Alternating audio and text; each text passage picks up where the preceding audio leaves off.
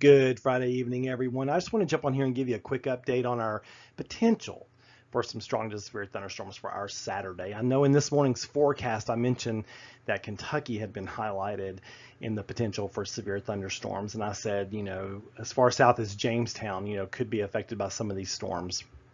Now looks like we'll all be in that threat, that marginal threat for severe thunderstorms. And as you can see here from the storm predictions that are on their chart, that means isolated severe thunderstorms possible, limited in duration and or coverage or intensity. But I will add that these complexes of storms that drop in from the northwest can sometimes have a little bit more kick to them than what we might have expected. So sometimes these lines get to us and they fall apart on the plateau. Sometimes these lines get to us and they intensify. We saw a line intensify when it got here last Monday, and we saw what happened there. I don't think we'll see anything to that level. That was pretty extreme.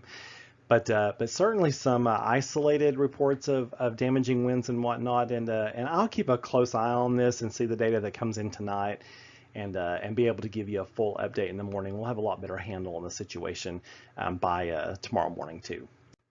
So this is the current radar. Don't see a whole lot going on. See some severe thunderstorm watches up around Missouri, Kansas, and Iowa. That has expired. That expired at 8 o'clock and expired just after I recorded this.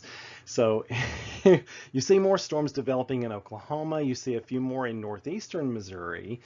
But our storms that we have to worry about for tomorrow haven't even developed yet. So until they develop, it's really hard to track them. But the areas, if you think it's hot and humid here, it's almost even worse as you go back to the west of here. So there is plenty of fuel for storms. You just have to wait for a little disturbance in the atmosphere to kind of kick everything up and get it started. So that's what we'll wait and watch what happens overnight tonight with that. So this is a short-term model showing what the radar may look like tomorrow afternoon. The timing on this thing is awful, but we can look at to see what the radar may look like in the afternoon. I wanted to show this to you, just kind of give you an idea that we should have a pretty decent line of thunderstorms come through. Heavy rainfall, frequent cloud to ground lightning, some gusty winds. Some of those winds could be severe. So with our saturated soils, that's always a concern with trees coming down. But hopefully the winds won't get too strong. And right now it's not looking too terribly awful. But I wanted to do this special update because I know so many of you all make plans on the weekends to be outside.